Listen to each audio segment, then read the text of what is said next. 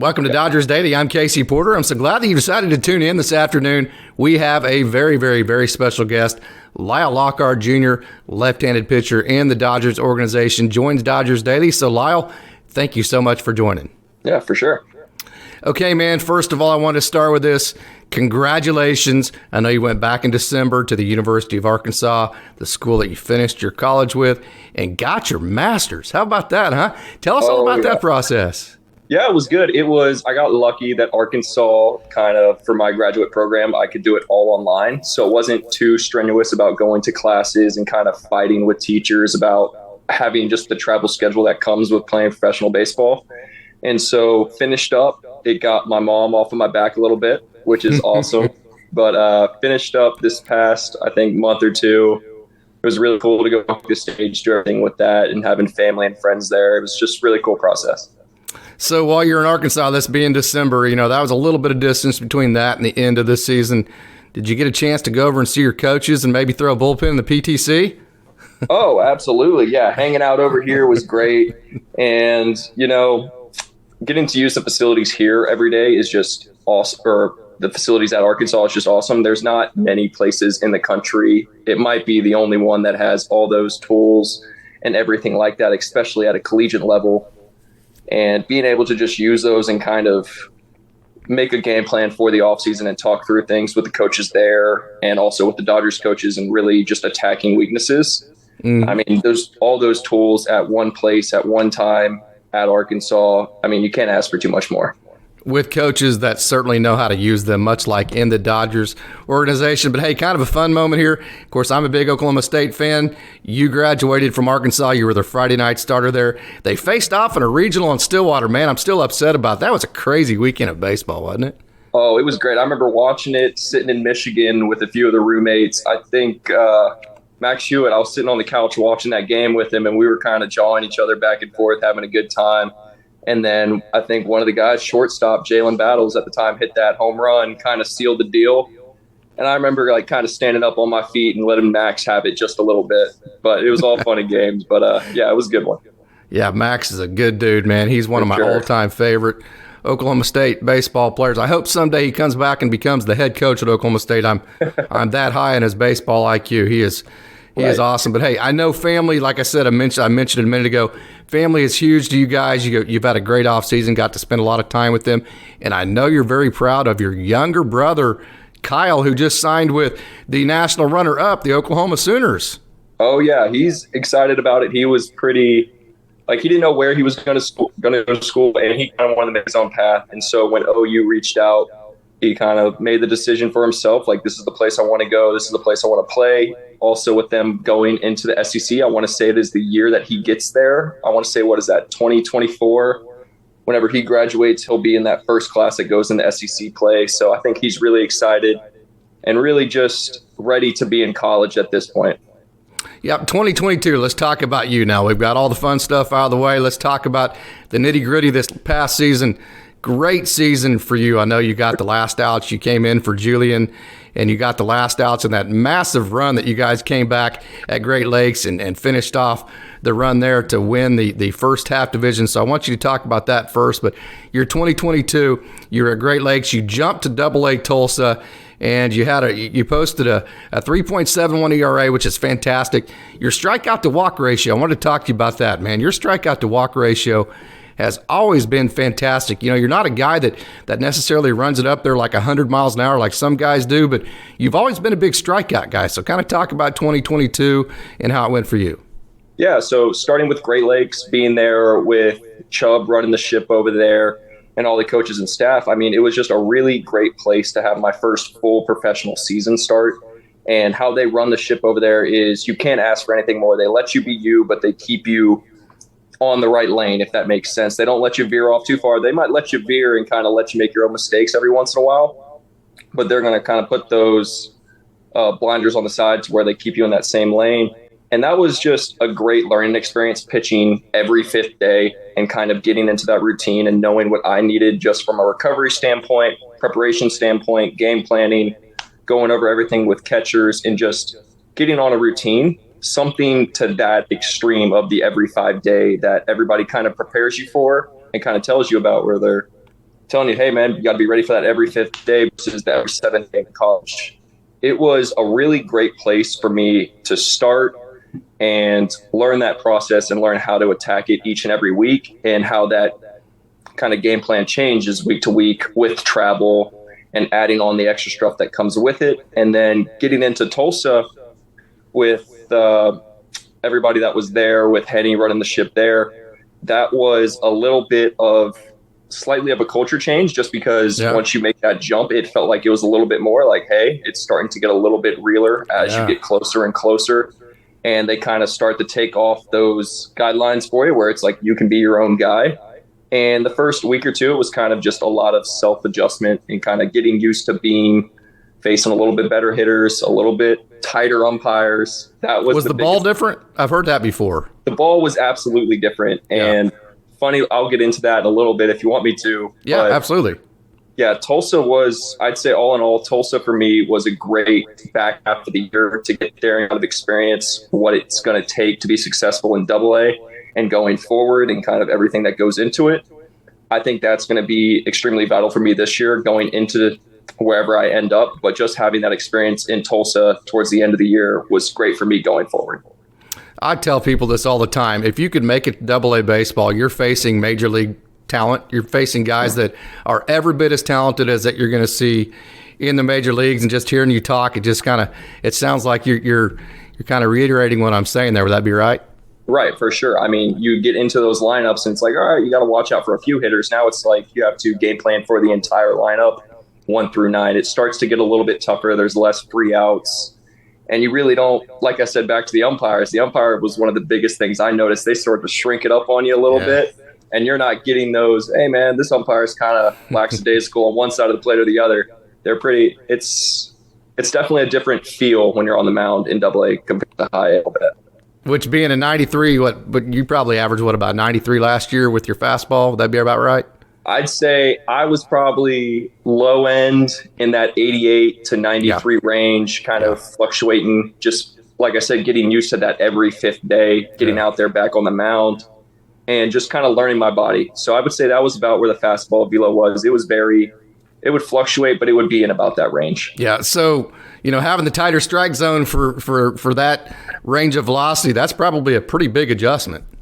Yeah, absolutely. And like you said, when it comes down to the baseball was the biggest thing I noticed at first, going from high to AA, making that jump, because I got sent to AA, which actually my first AA appearance was in Fayetteville, which was a really cool experience. That was see a lot of friends, family, and just like Arkansas baseball fans in general, just being in that area. And they kind of show out and support their guys, which I'm always thankful for. And going into it, that baseball changes so much. Those seams just feel a little bit tighter. That ball feels a little bit slicker. And I remember throwing the first bullpen. I got there the day before my start, and I'm throwing the bullpen, and I'm like, man, I just can't seem to get the ball down. And I was working with Ryan January in the bullpen, and he was just working with me a lot. And what was supposed to be a 20, 25 pitch light bullpen turns into a 40, 45, 50. Hey, man, we got to get the ball down. We got to figure something out. And the competitive side of Lael Lockhart Jr. came out. We're like, hey, we're not ending like this, right? Absolutely. And so I remember going into that game, and I want to say it was Chris Betts, who was catching me at the time. He was like, hey, man, I'm going to be real honest with you. I'm going to sit middle because everything's kind of going all over the place. And I was like, man, thank you. That's what I needed. I needed just one target I could adjust on versus trying to be nitpicky on the corners, which is usually somewhat my game. Yeah, and you're talking about January and Betts. Those are two guys that, not only do they have big-time high school experience, they had big-time, San Jack for Ryan January. Absolutely. Chris Betts has a world of professional experience going all the way back to the White Sox to 2015. So, man, you were in good hands, weren't you? Yeah, no, it was great to have those guys there. And then it was really nice to have that transition working with Ryan January, going from Great Lakes. Yeah. Even my first career appearance, I think, was with Ryan way back whenever it was Carson Taylor, and that whole catching crew was in Great Lakes. So I got to play with them 2 years ago, and then kind of came up with January in Great Lakes, and then transitioning to AA with January. He knew how I pitched. He's been there as a familiar face. and he knew how the game plan for me. And really, he was kind of that helping hand going along and attacking lineups and making those adjustments as we went throughout that back half of the season at Tulsa, which I'm forever thankful for him for that. And also having Denick there in Tulsa was my pitching coach in Great Lakes the year before. And just having just familiar faces in Tulsa was an amazing blessing about making that progression into AA. And Denick, and then Anderson. Anderson was your pitching coach, Dave Anderson at Great Lakes. Brian Denick at Tulsa. They've coached together on the same team, I believe it was at Rancho, so I'm sure that handoff was seamless. Oh, yeah, it was great working with DA and him kind of giving those adjustments and kind of giving me like the heads up of like what to expect and everything like that. And I really thank DA for pushing me as a pitcher in Great Lakes to kind of keep making those jumps and keep making adjustments, even when I was having success. And I would kind of get that complacency that always seems to be the killer for everybody. You have a little bit of success and it starts to set in, you're pitching well. And he would always kind of, I don't want to say knock me back a little bit, but he would always make sure like there is something to work on in between starts every single time, which you might have less to work on sometimes than others. But DA was a great coach for me, just to push me and keep me going week in and week out. Two things about him. Nobody's ever going to outwork him, and nobody's ever going to have more energy and more creativity than him. So he's awesome. But, hey, this one's for me, the ball. I've heard this many different times in AA about how the ball's different. Can you explain that? I don't think I've ever even picked up the ball that you're talking about in AA and how different it is. Right. So I would say this goes all the way back to spring training this past year. We had a bunch of the guys that come in and they're throwing their live at-bats, their inner squads, their spring training games, and there's two different buckets of balls. And so they'd be like, all right, this group you're throwing with these balls, and these guys are throwing with these balls. And you can kind of tell, you've been there like, hey, this is going to be all the high A, low A, DS, like all the Arizona guys are using this ball, AA and up guys are using this other ball. And so some of us were in that in-between group, which I happened to fall in that in-between group for a while. And I didn't really notice in spring training, but once you got to everyday baseball and getting on the TrackMan and seeing the analytics behind it, I think it was velo would tick up just a little bit, but the vertical profile on your fastball would kind of die down a little bit. And same thing when it came to like movement patterns in general, the ball just didn't move as much. Yeah. So you just had to learn how to use it and kind of how it was going to affect your pitches, because there would be guys that would show up like myself where you're a vertical heavy guy and you know how to attack the top of the zone, and you're just not getting that last bit of life at the top. So you would just have to set your your sights a little bit higher and just attack off of that. It was just getting used to the flight of the ball, and the movement profiles was the hardest thing. And that took about 3-4 starts for me to figure out. Okay. You had a bunch of starts. As a matter of fact, you threw 111.2 innings, which is, I know you threw a lot at Arkansas, and then after you got drafted to Arkansas, you threw a little bit in your first short season in professional baseball, but still 111.2 innings is quite a bit more for one season, especially considering 2020, nobody got to play. Right. Like I said, 2021 being, so boy, I'll tell you what, at the end of this season, I can only imagine, the fatigue and how all that set in, but it seemed like you just were, you were still strong at the end of the year. So take us through that many innings and how you felt all the way at the end of the year. Yeah. So going into it, wasn't expecting to go 111 innings, like you said, was just kind of expecting to go out there. And my goal going into the year was make it to AA and don't miss a start, which I take a lot of pride in the aspect of staying healthy for the guys. It helps the bullpen out because they don't know when they're going to throw. As a starter, you have that routine and you're kind of used to it. And just going into it, just taking that mindset of I'm going to throw until they tell me I can't throw anymore, because I don't know where these opportunities are going to come. I don't know if it's going to be a 6-man starter or the piggyback or whatever the case is, which Kyle Hurt and I actually had a lot of fun doing piggybacks back and forth, which we seem to pitch really well when we do that. We always give each other a hard time about it and joke about it. But going into the season, just getting through those first 2-3 months of kind of having that arm fatigue, once you got that first arm fatigue and you kind of learned how to manage it and work through it with the training staff, the weight room staff, everything like that, and just making those first adjustments in pro ball was a huge piece for me, working with Griff, who was our trainer in Great Lakes, and then working with DA in Great Lakes also. Just kind You're talking about Griffin Boyd? Yes, Griffin Boyd. Working with him as the trainer there, and when working with DA just to manage workload, because I like to throw a lot.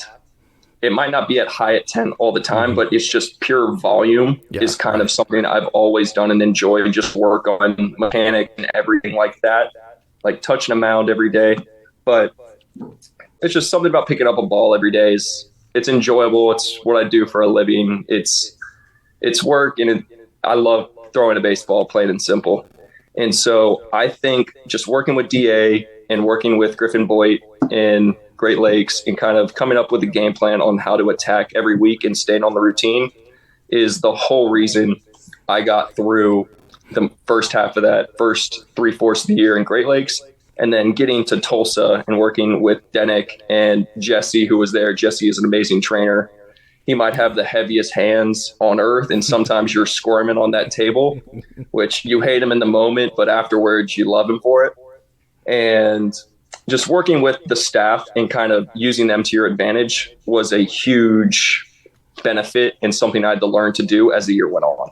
Okay, one thing that I've really noticed about you, going all the way back to your Houston days and then Arkansas, and then getting to see you obviously in the Dodgers organization, is that you love the big moment. You love riding that adrenaline, if you will, and you've learned what I call it, being able to play / pitch with emotion, but not being emotional. If that makes any sense to you?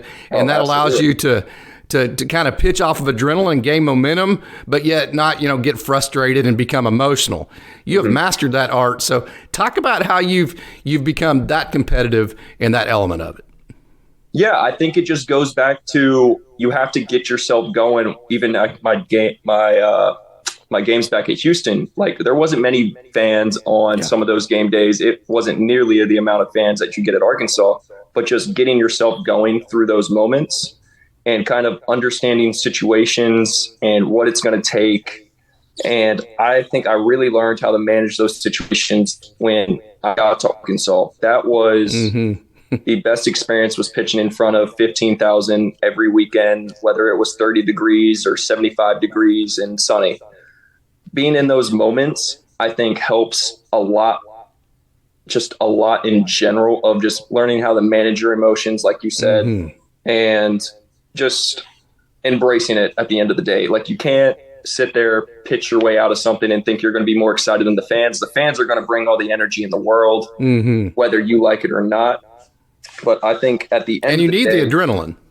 Right. The adrenaline for it is just, that's going to be there whether you like it or not. You can take a bunch of scoops of pre-workout, drink a Monster, drink a Red Bull, whatever you want to do. But those fans are going to bring it whether you like it or not. So I think just being in those moments, you learn how to deal with it more and more as you get more comfortable with it. And it's something that actually in Great Lakes, we started to get quite a bit of fans towards when the weather got a little bit nicer.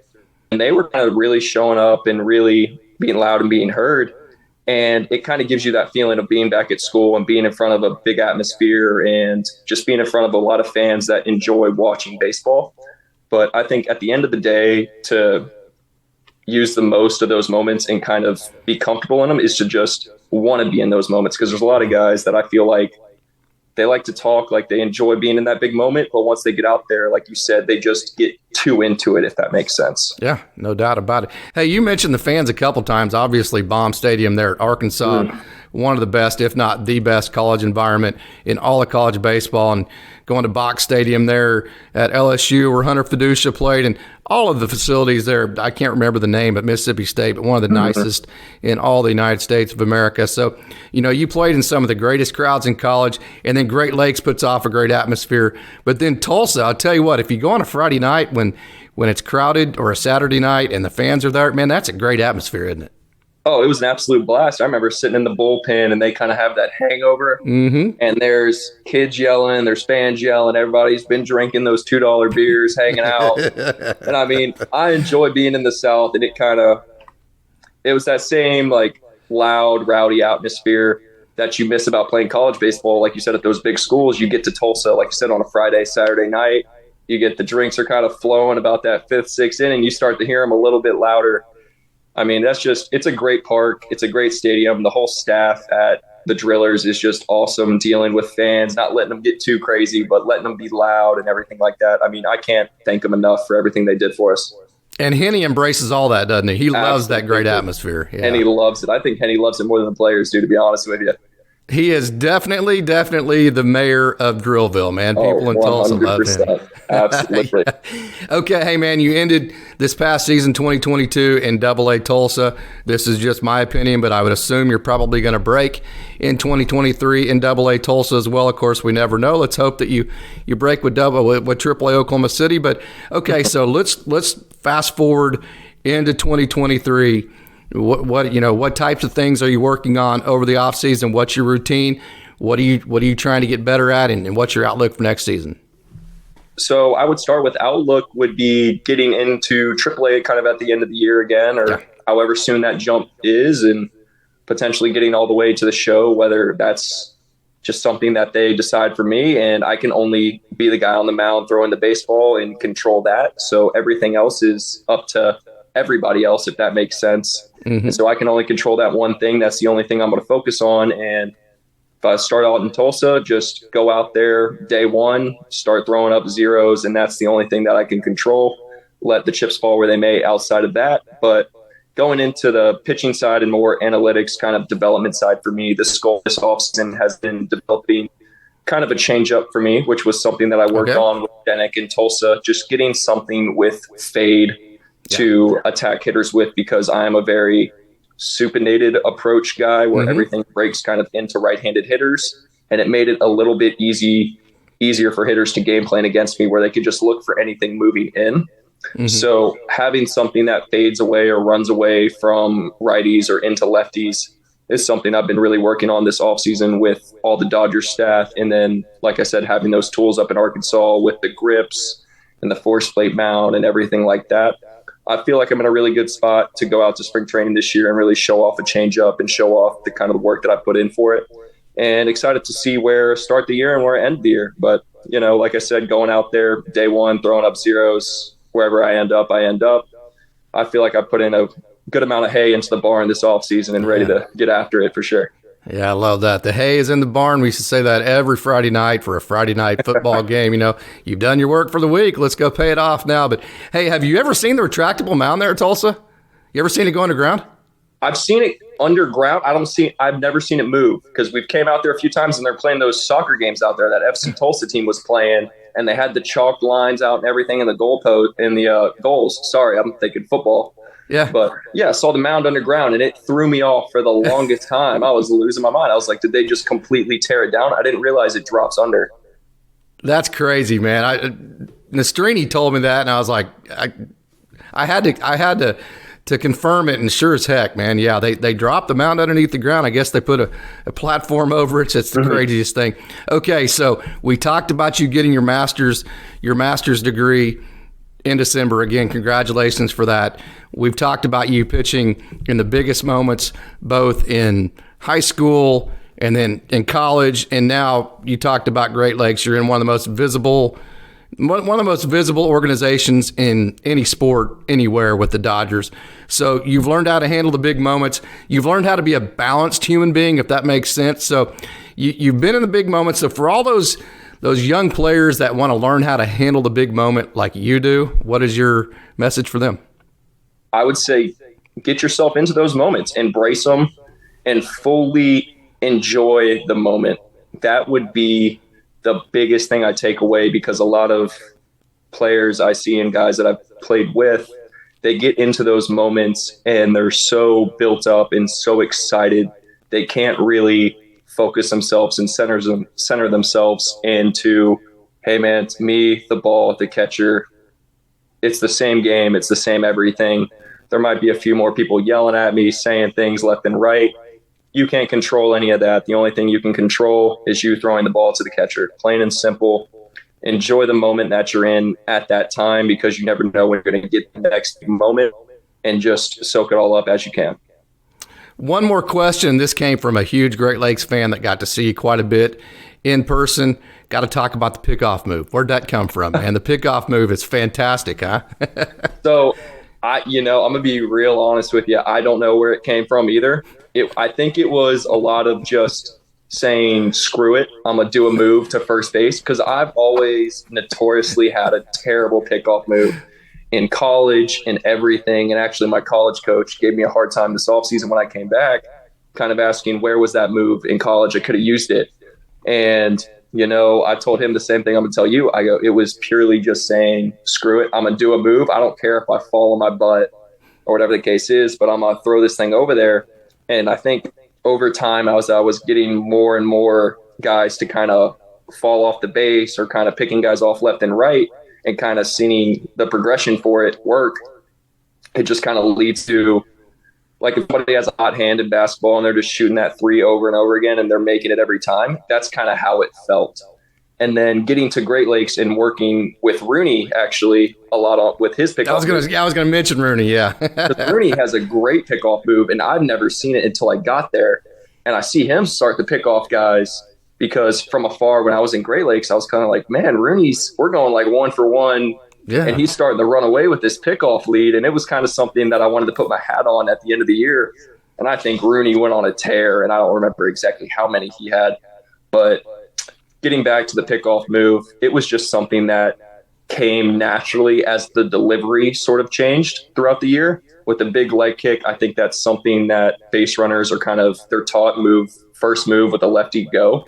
And so if you can start to sell it more and more as you go, I think guys, I was getting lucky is what I would say, but who knows? Okay. I lied. One last one for me. I got to ask you, okay, that great run in the first half of the Great Lakes, I believe you were down like 11 and a half. I can't remember the exact numbers, but to Dayton, and the way that it works in Great Lakes is in high A balls. If you win the first half, then you qualify for the playoffs. And you guys came all the way back and overtook Dayton. You were the guy on the mound in the clinching game, came in for Julian Smith. So talk about that experience. Yeah, it was a blast. We started the season off really slow. It was really cold, and I guess a lot of the guys on our team didn't love it, so to say. And I'll never forget it. I think it was the first time in pro ball we've ever got shootout. It was Big Chubbs turned around in the dugout, and we're all sitting there bundled up, freezing. And he finally turns to us after we're getting our tails whipped in West Michigan and kind of goes, the other team's just as cold as we are, but he threw few more explicit words in there. Leave that up to your imagination. And that kind of set the fire underneath guys to where, hey, we're in the cold weather. Everybody else is in the cold weather. Doesn't really matter. That's not a controllable thing at the end of the day. And we kind of went on this run, and I can't thank Chubb and that whole staff enough and credit them enough to the run that we made, because they were the ones kind of leading that ship and making sure guys were all pulling in the same direction on that same goal. And then getting towards the end of the year when we showed up at Dayton and we had the clear goal in mind that we just have to beat them, I think it was 4 out of 6 times. And then when we got the first 3 games in a row, we were like, man, all we got to do is sell out, win 1 game. And once we won it, I think it was a blast, and we kind of made it the rest of the year, celebrated with all the guys. And it was just a really great first half to see that progression and seeing guys work ourselves out of that hole that we dug ourselves into. Yeah, no doubt. That doubleheader in the rain at Dayton was quite a day. That was an awesome experience. But hey, Lael, I've taken a lot of your time. I certainly appreciate it. I have so enjoyed talking to you again. This is the second time you've come on Dodgers Daily, so I certainly appreciate you so much for joining Dodgers Daily. Absolutely. Thank you.